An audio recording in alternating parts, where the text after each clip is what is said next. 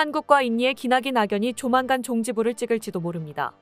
KF-21 분담금 문제로 한국 심기를 무던히도 건드려왔던 인도네시아. KF-21의 개발이 성공 직전까지 왔고 내년 마침내 양산을 앞둔 시점에서 인니와의 갈등을 털어낼 시점이 왔는데요. 인니는 자기들 입으로 지난 6월까지 분담금 납입 계획을 통보하겠다고 말했으면서 결국 그마저도 지키지 않고 침묵으로 일관했습니다. 그리고 흥미롭게도 그 뒤부터 인니의 태도는 돌변했는데요. 인니 언론들을 위주로 인니의 노쇼에는 나름의 이유가 있으며 한국이 나쁜 거였다는 식으로 갖가지 논리를 들고 나오고 있습니다.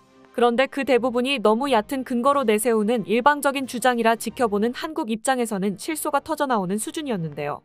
7월 들어 인니가 보여준 수준 이하의 주장들만 해도 총집편 영상을 구성할 정도가 되었기에 한자리에 모아봤습니다.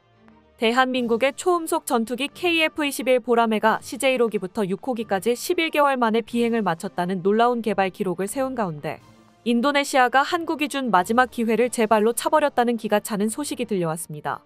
지난 5월 인도네시아는 KF-21 미납금 문제를 해결하기 위해 6월 말까지 연체 분담금 잔액에 대한 납부 계획을 통보하겠다고 약속했었는데요. 그런데 7월이 된 지금에도 인도네시아에서 분담금 납부 계획을 통보했다는 소식이 들려오지 않아 인도네시아가 또 한 번 약속을 어기고 한국의 뒤통수를 쳤다고 합니다. 7월 1일 기준 방위사업청의 발표에 따르면 인도네시아는 6월 마지막 날인 전날까지도 분담금 납부 계획을 통보해오지 않았다고 합니다. 인도네시아는 당초 계약대로라면 지금까지 1조 1천억 원 이상을 한국에 지급했어야 했지만 여러 핑계를 대면서 분담금 지급을 미루고 지금까지 2,783억 원만을 납부해 현재 8천억 원 이상을 연체 중인 상황입니다. 그러면서 분담금 미납의 책임이 한국에 있는 것처럼 거짓 호도하여 KF-X 프로젝트를 회방 놓았는데요. 심지어 인도네시아 국방장관이 KF-21은 5세대가 아닌 4.5세대 전투기라 못 믿어워 튀르키예의 TF-X에 참여하는 것을 고려하고 있다는 발언까지 했었죠. 그러다 최근 KF-21 시제 6호기까지 모두 성공적으로 시험 비행을 마치고 전투적합 판정까지 받으며 KF-21 보라매가 본격적으로 양산될 준비에 들어가자 손바닥 뒤집듯 태도를 바꾸어 다시 KF-21 사업에 합류하겠다는 의사를 밝혀왔었습니다.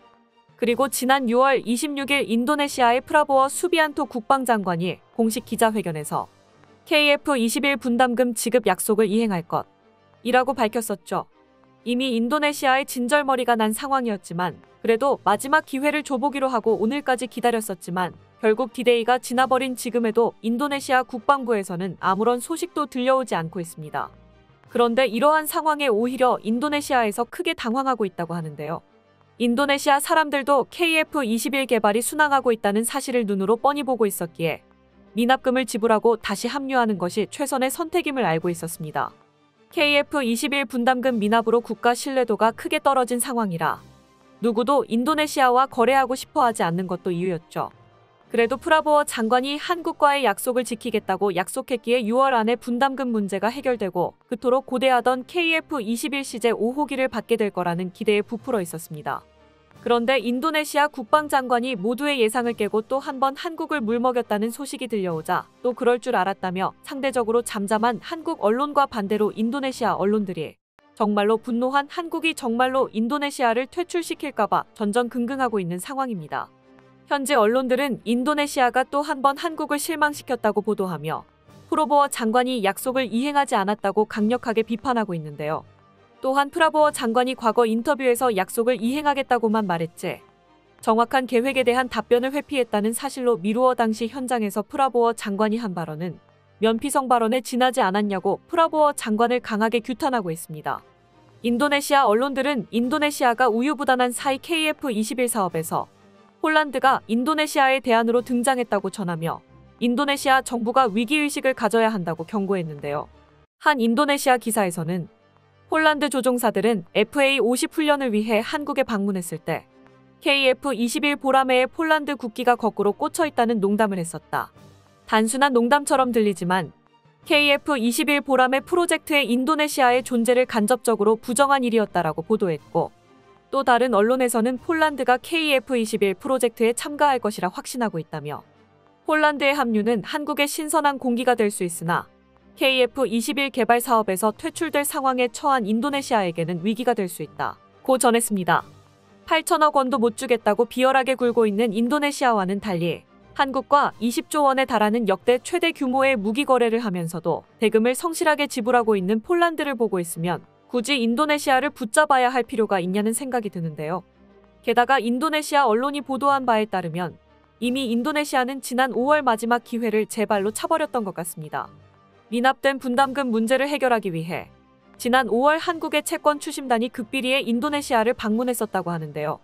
그런데 조나 자카르타의 보도에 따르면 한국형 전투기사업단장 노지만 대표를 비롯해 방위사업청 관계자들이 분담금 지급을 위해 5월 10일부터 13일까지 인도네시아를 방문했었으나 아무런 성과 없이 빈손으로 귀환했다고 합니다. 방위사업청 관계자들의 직접 방문에도 협상이 이루어지지 않았었던 걸로 보아 결국 이번 분담금 지급 계획을 기다려준 게 한국이 인도네시아에 줄 수 있었던 마지막 기회였던 것 같은데요. 그런데 한국과 인도네시아의 KF-21 협력이 결단나기 직전이란 소식에 가장 난감한 처지가 된 곳이 다름 아닌 인도네시아 정부라고 합니다. 분담금 지불을 방해하고 KF-21이 아닌 다른 나라의 전투기를 기웃거리고 있는 국방부와 다르게 조코위 대통령을 위시한 인도네시아 정부는 수도 이전 프로젝트를 위해 한국 끌어들이기에 열심이었는데요. 지난 6월 16일 조코 위도도 인도네시아 대통령은 국가 장기 목표를 발표하며 중진국의 함정에서 벗어난 한국의 성공을 본받아 인도네시아도 경제 선진국이 되어야 한다고 말했었습니다. 조코위 대통령은 한국의 놀라운 발전은 인적자원과 기술을 갖췄었기 때문에 가능했던 일이라고 말하며 인도네시아도 인적자원과 기술, 생산성에 초점을 맞춰 한국의 도약을 본받아야 한다고 강조했습니다. 조코위 대통령이 공개석상에서 한국을 본받자고 말한 건 이번이 처음이 아니었는데요. 친한파 조코위 대통령은 지난해에도 한국은 인도네시아가 고소득 국가로 나아가기 위해 따라가야 할 모델이라고 말하는 등 수차례 한국을 본보기로 삼아야 한다고 말해왔었습니다. 이처럼 조코위 대통령이 친한 행보를 보여주고 있는 것은 현재 조코위 정부가 추진 중인 핵심 정책이자 인도네시아 역사에 남을 가장 거대한 프로젝트인 수도 이전 계획에 한국의 적극적인 참여를 바라기 때문인데요. 인도네시아의 수도이자 최대 도시인 자카르타는 인구 1,000만 명의 초거대 도시입니다. 그런데 문제는 이 자카르타가 망하는 게 확정되어 있는 도시라는 점입니다. 영국 BBC는 자카르타가 세계 평균의 2배 이상 빨리 잠기고 있으며 2050년에는 도시 대부분 지역이 완전히 물에 잠겨 사라질 수 있다고 보도했습니다. 자카르타는 습지에 위치해 안 그래도 홍수에 취약한 지형인데 동시에 과도한 지하수 추출로 인해 지반이 매년 1cm에서 15cm씩 가라앉고 있습니다. 지난 20년 동안 자카르타 치마를 연구해온 연구소에서는 2050년이면 북자카르타의 85%가 침수될 것이라고 말했습니다. 이에 조코위 대통령은 대선 승리 직후 수도를 자바섬 밖의 계획도시 누산타라로 옮기는 초대형 프로젝트를 발표했었는데요. 도시 치마 문제와 자카르타의 심각한 교통난과 주택 부족 문제를 한꺼번에 해결하겠다는 계책이었죠. 하지만 이를 위해선 수도의 기능을 대신할 새로운 대도시를 건설해야 한다는 유례없는 대규모 프로젝트를 성공시켜야 한다는 것인데요. 이 새로운 수도 건설 프로젝트에 성공하기 위해 인도네시아가 롤모델로 삼은 도시는 다름 아닌 한국의 세종시였습니다. 인도네시아는 2019년부터 한국행정중심복합도시건설청과 교류해오고 있었는데요. 세종시 개발 경험이 있는 한국토지주택공사는 이미 공공기관과 새롭게 건설될 대통령궁 인근의 1,000채가 넘는 규모의 공무원 주택 건설 사업을 수주했으며 인프라 건설을 위해 한국사주원공사, 삼성물산, LGCNS, 한국도시개발공사 등 국내 유수의 기업들의 건설 수주를 맡기고 있는 상황입니다. 그런데 문제는 이번 인도네시아 KF-21 사태로 인해 국내 기업들이 더 이상 인도네시아를 믿을 수가 없어졌다는 것입니다. 국가의 안보가 달린 프로젝트인 KF-21 개발 사업을 이 지경으로 만든 인도네시아 정부의 일처리를 보고 있으면 우리 기업들이 인도네시아에 새로운 도시를 만들어준다고 해도 약속한 대가를 제대로 받을 수 있을지 의문이 들 수밖에 없습니다. 실제로 우리나라보다 먼저 인도네시아에 뛰어들어 고속철도 건설 사업에 참여했던 일본은 상의도 없이 일방적으로 사업을 백지화시켜버린 인도네시아의 뒤통수에 학을 떼고 철수했었습니다. 당시 인도네시아는 중국을 사업 파트너로 잠정 결론 지어두고 유리한 조건을 이끌어내기 위해 일본을 끌어들여 일본의 사업을 맡길 것처럼 굴며 완전히 농락했었는데요. 인도네시아의 뻔뻔함에 학을 떼고 철수한 일본 기업에서 우리나라 기업들에게 인도네시아 사람들을 믿지 말라고 조언해줬다는 일화는 유명하죠. 이미 상당한 전과를 가지고 있는 인도네시아가 여전히 거짓말을 밥 먹듯이 하고 있다는 사실이 또 한 번 드러났는데 우리 기업 입장에선 도저히 인도네시아를 믿고 사업을 진행할 수가 없는 상황입니다.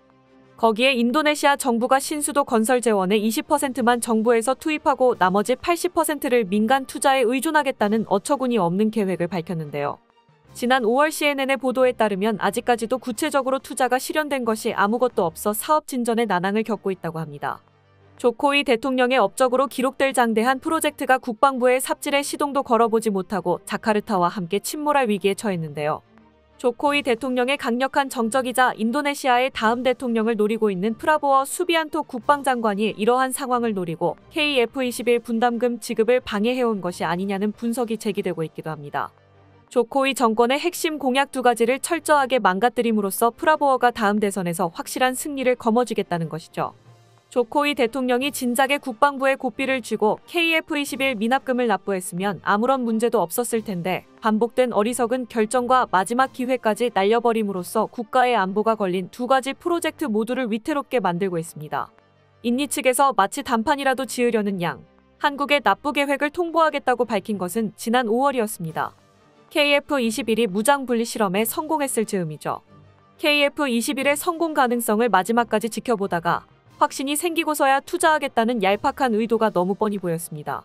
당시 방위사업청은 기자간담회에서 인도네시아가 6월 말까지 연체 분담금 잔액에 대한 납부 계획을 대한민국으로 통보하겠다고 약속했다고 말했습니다. 그러나 6월이 지나 7월이 되도록 인니 측의 행동은 없었습니다. 결국 지난 7월 3일 방사청은 공식석상에서 인니가 또 다시 약속을 어겼다고 밝히기에 이릅니다. 유형근 방사청 공보담당관은 국방부 정례 브리핑에서 인도네시아가 6월 말까지 납부 계획을 통보하지 않아 인니 측과 고위급 면담을 추진하는 등 대응 방안을 강구할 예정이라고 말했습니다. 이러고도 인니 내부에는 나름대로 KF-21에 대해 기대하는 여론이 있었는데요. 결국 대금 문제로 인해 KF-21을 받을 수 있을지 불투명해지자 언론 등에서도 이를 대대적으로 다루기 시작했습니다. 그리고 그중에는 정부와 군의 입맛에 맞춰 자기 합리화를 하는 보도도 있었죠. 그 논리는 다양했습니다. KF-21이 없어도 라팔이 있다. KF-21의 성능이 사실은 별로다 등등 KF-21이 없어도 될 이유들을 줄줄이 늘어놓았는데요. 그 중에서 가장 가관이었던 것은 따로 있습니다.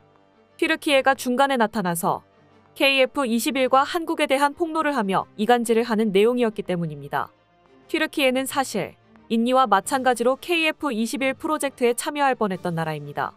지난 2010년 양국은 2차례에 걸쳐서 프로젝트 합류에 대한 비공개 협의를 거쳤고 이듬해인 2011년 10월에는 튀르키예 측에서 개발 참여를 공식적으로 언급할 정도로 이야기가 진행된 상태였습니다. 그러나 튀르키예의 사업 참여는 결국 무산되었습니다. 튀르키예가 KF-21 프로젝트에 관심을 보였던 것은 국가 창립 100주년을 기념해 국산 전투기를 개발하고 선보이는 것이 목표였기 때문입니다. 그런데 KF-21로 이를 달성하려면 튀르키예가 개발 과정 전후의 목소리를 낼 만큼의 지분이 필요했습니다.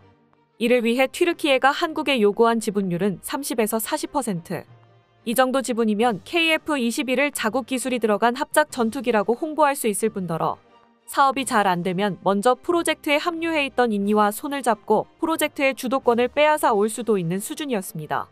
튀르키예가 요구했던 것은 지분율뿐만이 아니었습니다.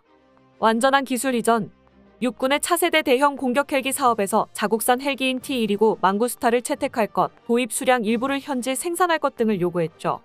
이는 한국이 현재 인니와 계약한 것보다도 훨씬 무리가 심한 조건이었고 한국은 당연히 이런 요구를 거절했습니다. 한국에게 필요했던 것은 4.5세대 이상의 고성능 전투기와 대규모 사업의 위험 분산을 해줄 수 있는 파트너였습니다. 그러나 튀르키예는 국산으로 홍보할 수만 있다면 그렇게까지 고성능일 필요가 없었을 뿐더러 그런 정도의 전투기에다가 많은 위험 분담을 해줄 생각이 없었습니다. 일방적인 이득만 취하고 싶었던 거죠. 결국 이를 계기로 양국의 협상은 결렬됐고 튀르키예는 그 뒤 TFX라는 전투기 독자 개발 사업을 시작하게 됩니다. 그 뒤 튀르키예는 어떻게든 국가 창립 100주년인 올해 칸으로 명명된 전투기를 선보이며 TFX 프로젝트의 결실을 과시하기에 이릅니다. 그러나 프로끼 이상의 전투기 개발 경험이 전무한 튀르키예가 10여 년 사이에 5세대 전투기를 만든다는 것은 불가능했고 실물을 드러낸 칸도 그 진위를 의심받고 있는 상황입니다. 물론 이런 칸으로도 튀르키예의 목표를 달성시킬 수는 있었습니다. 칸을 필두로 한방산쇼를 국가 창립 100주년이라는 타이밍에 선보인 것으로 독재를 이어오던 에르도안이 지진 등의 사건 사고로 인한 최악의 위기를 극복하고 재선에 성공했기 때문이죠. 게다가 칸은 그 진위를 떠나서 존재 자체로 KF-21의 경쟁 기종 취급을 받고 있습니다. 제3자의 입장에서 보기에 칸이 주장하는 대로의 성능이 나오기만 한다면야 상당히 매력적인 선택지인 것이 사실이기 때문입니다. 그리고 최근 들어 여기에 혹해 줄을 갈아탈 속셈을 하고 있는 게 바로 인니입니다. 지난 6월 인도네시아의 프라보워 수비안토 국방장관은 공식석상에서 아랍에미리트가 쓰던 중고 미라지 2000 전투기 12대의 도입을 밝혔습니다. 한국에게 줄 분담금으로 프랑스에서 구매한 라팔 전투기 인도까지의 갭을 메우기 위함이었죠. 그러면서 프라보워는 홍보 차원에서 인도네시아가 진행 중인 다른 전투기 도입 사업들도 줄줄이 읊었는데요. 앞서 언급한 라팔, 한국의 KF-21, 미국의 F-15EX 등을 말했습니다. 그나마 여기까지는 널리 알려져 있던 소식이지만 문제는 뜬금없게도 그 뒤에 튀르키예와 TFX의 개발을 함께할지를 의논하고 있다고 말한 것이었습니다. 한국 입장에서는 인니가 제발로 KF-21 프로젝트에서 뛰쳐나가서 TFX로 넘어가면 더할 나위가 없습니다. KF-21에 대한 자금 지원도 기술적 지원도 인니로부터 온 바가 전혀 없었기 때문에 어차피 한국한테는 인니가 있든 없든 상관이 없었습니다. 오히려 돈대먹는 악질 고객이 떠나주면 고마울 따름이죠. 문제는 상대가 KF-21 프로젝트에서 튕겨나간 이력이 있는 튀르키예라는 것입니다. 냉정하게 칸의 성공 가능성은 KF-21과 비교하면 너무 낮은 것이 사실입니다. 그런 만큼 튀르키예도 가급적이면 사업을 함께할 파트너를 원하고 있습니다. 여기서 나타난 인니를 잡기 위해서 튀르키예는 과거 한국과 교섭해본 경험을 이용해 이간질을 하기 시작했습니다. 인니에게 한국에 대해서 말하자면 뒷담을 해서 자기 편으로 끌어들이고 있다는 거죠. 튀르키예는 한국이 절대로 기술 이전을 해주지 않을 것이라면서 인니에게 어차피 한국과의 계약이 약속한 대로 이루어지지 않을 것이라고 속삭였습니다. 공교롭게도 이 두 나라는 성향도 비슷해서 기술 이전을 통해서 한국의 핵심 기술을 그저 빼먹을 생각으로만 가득합니다. 도대체 어느 나라가 원조국도 아닌 상대에게 무기를 팔면서 완전한 기술 이전을 해준다는 것일까요? 그런데 인니는 그걸 해주지 않는다는 이야기를 튀르키예한테 전해 듣고 KF-21에 대해 회의적인 입장으로 돌아서려 하고 있습니다. 심지어는 도리어 한국에게 화를 내면서 비겁한 전략을 쓴다며 비난을 하고 있죠. 인도네시아 군사매체 조나 자카르타는 한국과 미국이 전투기 기술을 독점하기 위한 교묘한 전술을 사용하고 있다는 것을 튀르키예가 폭로했다고 전했습니다.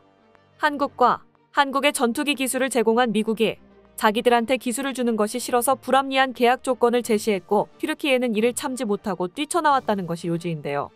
튀르키예는 한국이 또 이런 술수를 인니를 상대로 쓰려는 것이라면서 TFX에 합류하면 그런 일 없이도 5세대 전투기를 손에 넣을 수 있다고 말했다고 합니다. 억지도 이런 억지가 없죠. 튀르키예는 러시아와의 밀월로 미국의 F-35 개발 프로젝트에서 퇴출당한 국가입니다. 뻔히 배신한 선례가 있으면서 기술을 주지 않는다고 말하는 건 철면피가 심합니다. 미국을 운운하는 것도 황당합니다. 한국이 KF-21을 만들면서 미국이 이전하지 않은 핵심 기술을 국산으로 개발해내느라 들인 고생을 떠올려보면 미국은 한국의 프로젝트 운영에 개입할 만큼의 발언권을 가질 수 없습니다. 애시당초 KF-21 프로젝트가 성공하면 미국 전투기의 판로를 막는 경쟁 기종이 될 수밖에 없는데 미국이 한국한테 행사할 수 있는 영향력이 그렇게 컸다면 KF-21은 탄생하지도 못했을 것입니다. KF-21의 존재 자체가 미국에 의존하지 않고 전투기를 개발해낸 한국 방산 독립의 상징인 것입니다. 이들이 한국과 KF-21을 가지고 소위 밀당을 하려는 것은 이처럼 한국한테 있어서는 심각한 모욕입니다.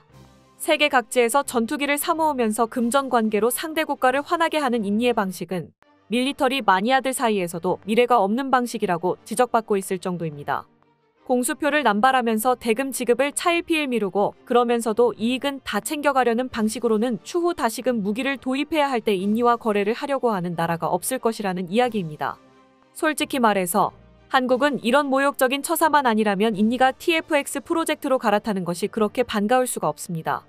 인니가 대금을 가지고 거래 상대를 열받게 하는 것은 하루 이틀 일이 아닙니다.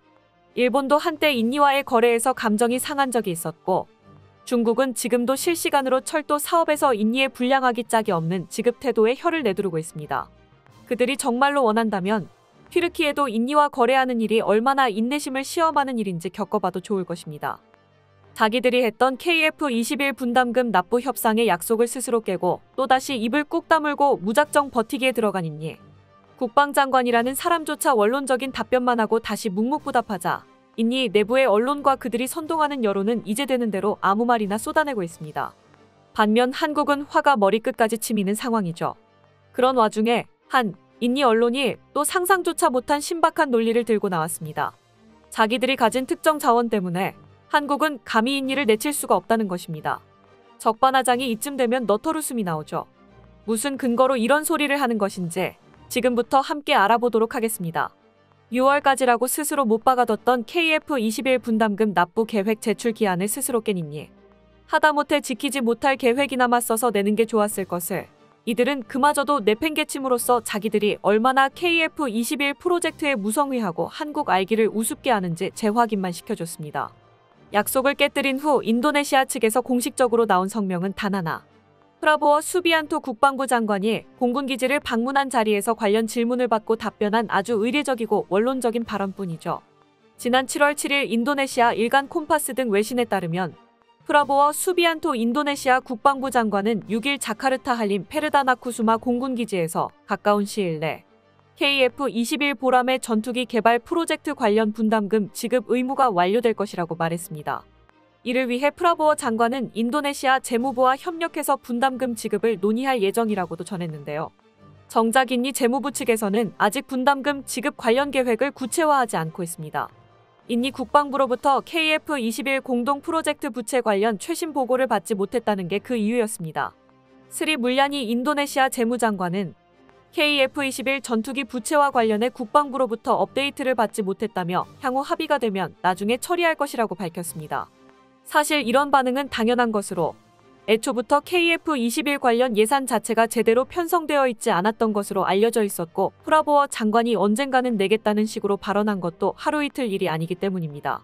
뜬금없이 불려나온 인니 재무부만 국방부로부터 아무런 보고도 받지 못했는데 질문 세례에 시달려야 했죠. 이렇듯 사실상 인니 정부 측에서는 KF-21에 대해서 아무런 조치도 없이 손을 놓고 있는 상황이라 마치 정해진 수순처럼 언론과 여론이 날뛰기 시작했습니다. 인니 언론들은 무슨 지령이라도 받은 것처럼 사실 한국이 잘못한 것이고 인니는 그런 한국에게 돈을 줄 가치를 못 느껴서 안 내고 있는 것이라는 식의 보도를 연일 쏟아냈습니다. 그리고 이런 보도에 선동된 인니 네티즌들도 KF-21 관련 영상이나 보도를 찾아다니면서 그런 편향된 주장을 댓글에 던져놓고 사라지곤 하고 있습니다. 그 근거도 각양각색입니다. KF-21이 없어도 라팔이 있다. 요즘 튀르키예가 한국보다 잘해주는 것 같다. 한국은 기술 이전 조건에 대해 인니한테 거짓말을 했으며 완전한 기술 이전을 약속했으면서 지금은 딴말을 한다는 등등 늘어놓고 보면 가관이죠. 요전에는 심지어 한국에서 KF-21 시제기를 받으면 튀르키예로 가져가서 같이 뜯어볼 거라는 소리까지 꺼내는 등 대체 뭘 믿고 하는 건지 알 수가 없는 주장을 퍼뜨리고 있습니다. 그 중에서 가장 최근에 나온 것이 또 신박한데요. 인니가 한국 산업을 지탱하는 주요 자원 중 하나를 공급하고 있기 때문에 한국은 인니가 아무리 미워도 사업에서 감히 쫓아내지 못할 것이라는 주장이었습니다.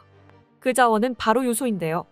현대 사회의 산업을 순환시키는 필수적인 물질의 한 가지로 꼽히는 요소는 그리 오래되지 않은 과거에 한국한테도 큰 트라우마를 남긴 적이 있었습니다. 바로 요소수 대란 사태죠. 디젤 차량의 배기가스 정화를 위해 필수적으로 요구되는 것이 바로 요소를 물에 희석한 요소수인데요. 2021년 한국이 요소 수입을 대부분 의존하던 중국이 갑자기 수출문을 걸어 잠그자 한국은 그대로 품귀 사태에 놓이고 말았던 것입니다. 한국이 산업계 전반에서 널리 사용하고 있던 차량들은 대부분이 디젤 엔진을 쓰고 있었고 그런 데에 반해 정작 그 디젤 엔진 가동의 필수적인 자원인 요소수의 중요성을 전혀 생각지도 못하고 있었습니다. 산업계와 떨어져 일상을 사는 일반인들에게는 그 존재조차 알려져 있지 않을 정도였죠. 거기다 해당 사건이 발생하기 10년 전에 이미 한국은 요소수의 원자재가 되는 암모니아의 생산을 중단한 상태였고 결정적으로는 중국 수입에 너무 크게 의존한 나머지 그 영향을 아무런 완충 없이 그대로 받았던 것이 패착이었습니다. 이 당시 한국은 급하게 중국이 아닌 또 다른 수입처를 긁어모았고 이들 국가에서 조금씩 모은 요소로 위기를 견뎌냈습니다. 인니가 이번에 요소를 가지고 걸고 넘어질 수 있었던 것은 이때 한국이 구했던 또 다른 수입처 중에 하나가 인니였기 때문입니다. 당시 인니는 친구 운운하면서 한국에게 요소를 특별 공급하겠다고 밝혔습니다. 요소수 대란이 벌어진 지 한 달이 넘어가던 2021년 12월 주한 인도네시아 대사는 한국과 인도네시아는 어려울 때 서로 돕는 친구라면서 한국에 공급할 요소 물량을 확보해줬습니다. 이때 이들이 준 요소의 양은 매달 1만 톤, 연간 12만 톤에 해당하는 양이었죠. 요소를 생산하는 공기업의 연간 계획에는 없던 긴급 물량을 확보하는 것이 몹시 어려웠다며 생색을 내는 것도 잊지 않았습니다. 이때 인니에게서 받은 것은 요소수가 아닌 원재료 요소였는데요. 당시 인니는 디젤 차량에 한국 수준의 친환경 기준을 적용하지 않아 요소수를 생산하지 않고 있었기 때문입니다. 요소는 요소수뿐만이 아니라 비료 생산에도 들어가는데 인니가 비료 생산에 사용하는 요소를 분석해본 결과 요소수 생산에도 적합한 품질이었죠. 이 당시 인니는 한국에 대해 엄청난 애정을 표현하면서 한국을 도울 수 있어 기쁘다는 식으로 반응했었습니다. 그런데 그로부터 2년가량 지나 양국 관계에서 인니가 불리해지자 거짓말같이 태도를 싹 바꿨습니다. 줄 때는 친구 운운하더니 이제는 한국은 인니가 제공하는 요소가 없으면 산업계가 마비될 것이라며 이런 사태가 두려워서라도 한국은 인니를 내칠 수 없을 것이라는 주장을 폈습니다. 7월 10일 인니의 한 군사 매체는 이 사소한 일 때문에 한국은 KF-21 프로젝트에서 인도네시아를 감히 추방하지 못한다라는 제목의 기사를 보도했습니다. 이들이 말하는 사소한 일이 바로 자기들은 논밭에나 뿌리는 요소를 칭하는 것이었는데요. 마치 한국에는 인니가 논밭에 비료로나 쓰는 흔한 자원이 없어서 한국이 인니가 미워도 쳐내지 못하고 쩔쩔매고 있다는 식으로 말하고 있었습니다. 인니가 요소를 무기로 이렇게 잘난 척하는 것은 나름의 근거가 있기 때문이긴 합니다. 2021년 당시 인니는 한국에게 KF-21 분담금의 현물 납부를 협상하고 있었고 이때 그 현물의 대상으로 물망에 올랐던 것이 파묘와 요소였기 때문이죠.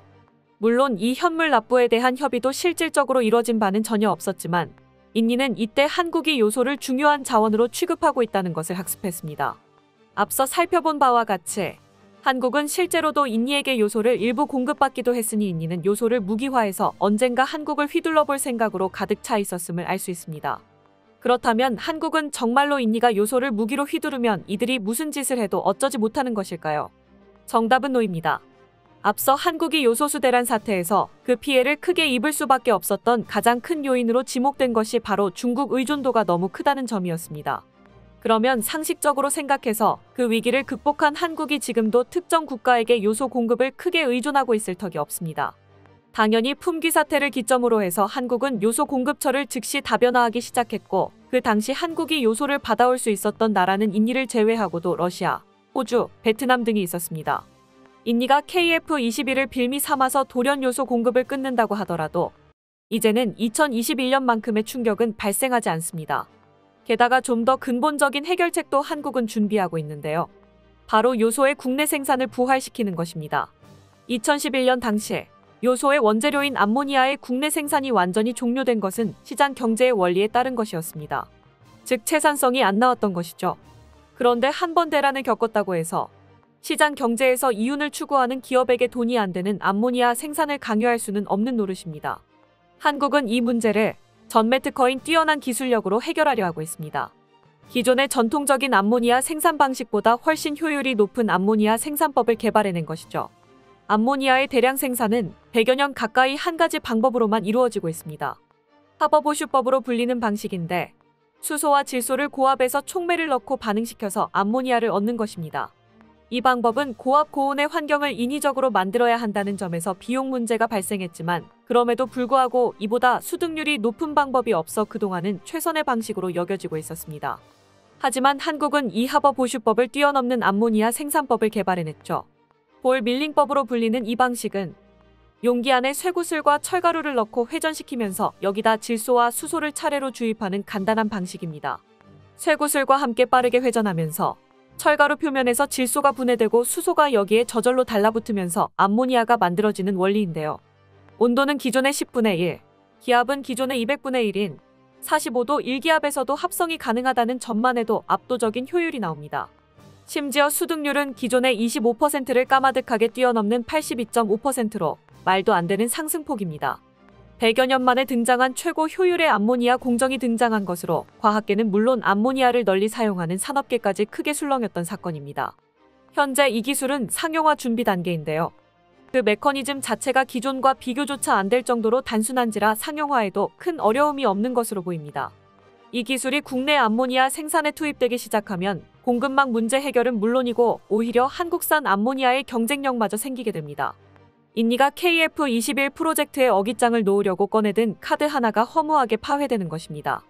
인니는 이런 사정을 아는지 모르는지 지금도 허튼 소리를 반복하며 화를 돋구고 있는데요. 한국 입장에서는 이제 입은 좀 그만 돌리고 그동안 딴 데다 실컷 썼던 돈이나 내놓고 갔으면 좋겠다는 바람입니다. 최근 전 세계 전투기 시장을 뒤흔들고 있는 KF-21.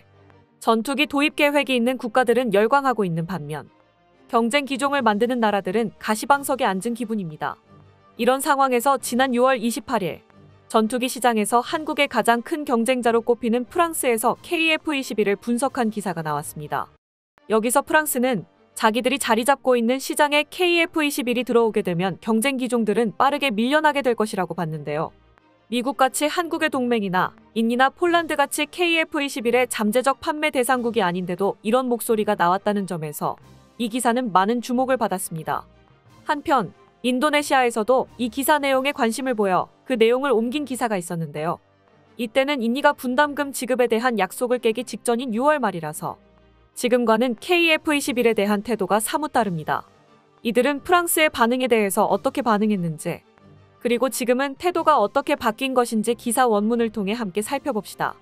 지난 6월 28일 프랑스 매체 메타디펜스는 한국의 KF-21 보라매가 F-35보다 먼저 완전한 작전 능력을 갖추게 될 것이라는 제목의 기사를 보도했습니다. 제목 그대로 기사의 내용은 KF-21이 개발 속도의 관점에서 F-35를 곧 역전하리라는 것이었는데요. 그 내용에서는 비단 F-35뿐만이 아니라 라팔, 유로파이터, 수호이 35 등 경쟁 기체들을 KF-21이 빠르게 추월할 것이고 이를 막을 방도도 달리 없다는 절망감이 잘 드러나고 있었습니다. 그 내용을 확인해 볼까요? 신형 전투기 개발처럼 복잡한 프로그램이 어떤 일정 지연도 겪지 않는 경우는 아주 드뭅니다. 그리고 이런 현상은 항공산업이 처음 개발하는 전투기일 경우에 더 두드러지게 나타나는데 새로운 세대를 이끄는 것이라면 더더욱 그러하죠. 그런데 이것이 바로 한국과 한국의 카이 그룹이 KF-21 보람의 프로그램으로 성취하고 있는 일이며 이들은 계획되어 있던 마지막 시제기인 6호기의 33분간 초도 비행을 경남에서 막 마친 참입니다. 이 프로그램은 단자기인 123-5호기와 복자기인 4, 6호기로 구성되어 있으며 1호기 초도 비행 이후 1년도 안 되어 시험을 완료하기 위해 비행 영역을 탐색하고 항전 장비와 무장을 검증하고 있습니다. KF-21은 한 달 전 최초의 잠정 전투용 적합 판정을 받았고 모든 전투 능력을 획득하고 배치되는 2026년부터는 아직까지도 한국 공군에서 운용되고 있는 F4와 F5를 대체하게 됩니다. 여기서 눈여겨봐야 할 점은 한국이 계획표에 명시된 일정대로 프로그램의 마지막 단계를 잘 이행한다면 보람에는 완전한 작전 요구 성능을 갖추게 될 것이고 한국이 프로그램을 진행한 것이 F-35 라이트닝2보다 15년이나 늦는 2010년임에도 F-35A보다 이른 시점에 개발 완료된다는 것입니다. F-35가 스텔스와 데이터 퓨전, 센서 측면에서 훨씬 앞선 성능인 만큼 두 프로그램을 1대1 비교하기 어려운 것은 사실입니다. 하지만 이런 격차는 KF-21이 한국 항공산업에서 처음 만드는 국산 전투기라는 사실을 바탕으로 생각해보면 오히려 미국 개발 프로그램을 심각하게 방해하는 모든 구조적 불균형을 확연히 보여주고 있습니다. 메타디펜스는 현재 서방 전투기 최강의 전력인 F-35에 비해서 KF-21의 개발 속도가 어느 정도 빠른 것인지를 먼저 언급했습니다. 한국이 미국보다 15년이나 늦게 전투기 개발 프로젝트를 시작했음에도 F-35보다 KF-21의 개발 완료 판정이 먼저 떨어질 것이라는 이야기를 했는데요. 사실 F-35는 세계 각국에 판매되어 운용되는 현재까지도 설계 당시 목표했던 성능을 전부 획득하지 못해 개발 완료 판정을 받지 못한 상황입니다. 반면 KF-21은 명백한 후발주자인데다가 목표 성능이 F-35에 비해 그렇게까지 밀려나지 않으면서도 개발 완료 판정을 목전에 두고 있죠. 메타디펜스는 이 차이가 발생하는 원인을 뒤이어 설명했습니다. 사실 KF-21은 F-35와는 정반대의 패러다임을 바탕으로 설계되어 있는데 바로 KF-21을 구성하는 모든 기술들이 이미 검증되어 있던 것이라는 점입니다. 따라서 신기술의 검증에 관련된 어려움이 KF-21 프로젝트를 가로막는 일이 발생하지 않았으며 더욱이 F-35 설계에 들어간 비용의 20분의 1도 안 되는 70억 달러만으로도 설계를 완료할 수 있었죠. 물론 그렇다고 치더라도 KF-21은 앞으로 몇 달쯤은 더 진행될 것이고 2026년 배치 일정을 맞추기 위해서 2024년엔 양산기의 대량 생산이 시작되어야 합니다. 한국 공군은 2026년부터 2032년까지 총 120대의 KF-21을 인수할 계획입니다. 메타디펜스가 분석한 KF-21의 빠른 개발의 비결은 바로 설계 패러다임의 차이였습니다. 거의 모든 기술을 맨땅에서 새롭게 만들어내야 했던 F-35와 달리 KF-21은 검증된 기술들을 모아서 만들었다는 것입니다. 실제로 KF-21의 개발 과정에서 현존 기술의 한계를 뛰어넘는 새로운 발명이 필요했던 경우는 거의 없었습니다. 이미 있는 기술을 국산 기술로 더 신뢰성 있게, 더 값싸게 재현하는 것이 최대의 관문이었죠. 물론 이것도 결코 쉬운 일은 아닙니다. 이런 한국의 발치에도 따라오지 못하는 나라가 세상에는 수두룩하고, 메타 디펜스에서도 이를 현명한 개발 정책이라고 평가하고 있습니다. 메타 디펜스가 분석하기에 이는 한국이 후발주자라는 불이익을 장점으로 훌륭하게 승화시킨 지혜였습니다. 이런 좋은 소식의 한편, 한국의 통신사 연합뉴스에 따르면 인도네시아 국방장관 대행인 무하마드 헤린드라가 2022년 9월 KF-21의 공식 발표를 겸해 맺었던 약속에도 불구하고 인도네시아는 지금까지도 이 프로그램에 대한 기여를 전혀 하지 않은 것으로 보입니다. 이는 인도네시아 공군이 향후 KF-21을 인수하기는 할지에 대한 심각한 의구심을 불러일으키고 있죠. 다른 한편, 한국 공군으로부터 최초의 FA-50 경전투기를 납품받기 위해 방한했던 폴란드 국방장관은 KF-21이 작전 요구 성능을 충족하기만 한다면 폴란드도 프로그램에 참여하는 것을 고려하고 있다고 말했습니다. 이는 상업적, 산업적 관점 모두에서 침묵해버린 인도네시아를 대신하는 잠재적 대안이 될 것입니다. 이어 메타 디펜스는 KF-21 프로그램의 유일한 오점으로 태도가 나쁜 파트너 인니를 꼽았습니다. 실제로 인니가 이대로 분담금 납부를 영영하지 않는다면 한국 입장에는 최초 수출을 약속했던 파트너를 잃는 것이기는 합니다.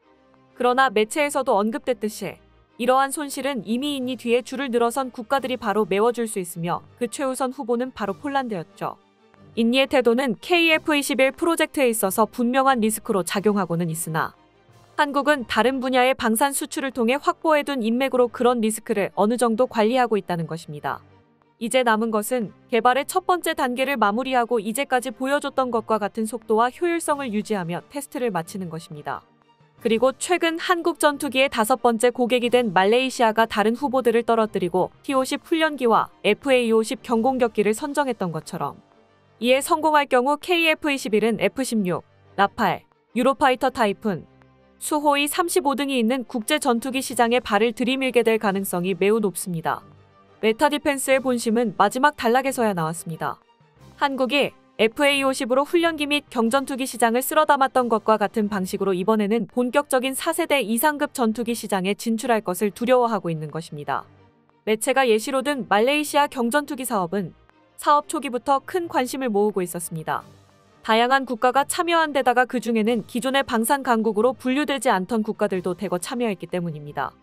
FA-50은 인도의 테자스, 중국의 L-15, 러시아의 미그-35, 이탈리아의 M346, 튀르키예의 휴르제트 총 5개 기종과 경합한 끝에 계약을 따냈습니다. 인도에서는 자국 전투기인 테자스의 첫 수출이 될 수 있어서 엄청난 관심을 받고 있었고 중국은 늘 그렇듯 무기를 싸게 사고 중국의 편에 붙을지를 시험하는 성격이 컸죠. 러시아의 경우 세계의 다른 나라들이 전쟁으로 제재를 당하는 러시아가 방산 시장에서 어떻게 무너질지 볼 수 있는 사례가 될 수 있었습니다. 이탈리아는 이미 첨단 무기 개발을 선도하지 못하는 처지였으며 튀르키예는 그 당시 후보 기종에 실물조차 없었습니다. 한국이 이들 사이에서 승리를 거둔 것은 상당한 대사건이었습니다. KF-21처럼 다른 분야의 이야기를 하면서도 회자될 정도로 말입니다. 프랑스가 두려워한 것은 말레이시아 사업에서 벌어진 일이 4세대 이상급 전투기 시장에서 재현되는 것입니다. 그도 그럴 만한 게 프랑스는 최근 들어 뜻밖의 붙잡은 틈새 시장에서 꽤나 재미를 보고 있기 때문입니다. 프랑스가 만든 4세대 전투기 라팔은 불과 한두 해 전만 하더라도 그 성능보다는 안 팔리는 것으로 유명한 물건이었습니다. 그런데 우크라이나 전쟁이 터지면서 전투기 수요가 급격하게 올라가는 가운데 수요국들이 살만한 전투기의 성능은 라팔을 빼면 너무 극과 극으로 갈리고 있었습니다. 싼 대신 도저히 써먹지 못할 만큼 성능이 낮거나 무지막지하게 비싼 대신 성능이 출중하거나였죠. 이 틈에서 조금 비싸지만 성능이 나쁘지 않은 수준인 라팔은 개발 20년이 넘어서 드디어 판매고를 올리는 데 성공했죠. 그런데 이런 호황도 잠시, KF-21이 등장하면 가격으로도 성능으로도 라팔은 우위를 가져갈 수가 없어집니다. 그렇다고 라팔의 가격을 낮출 수도 없을 뿐더러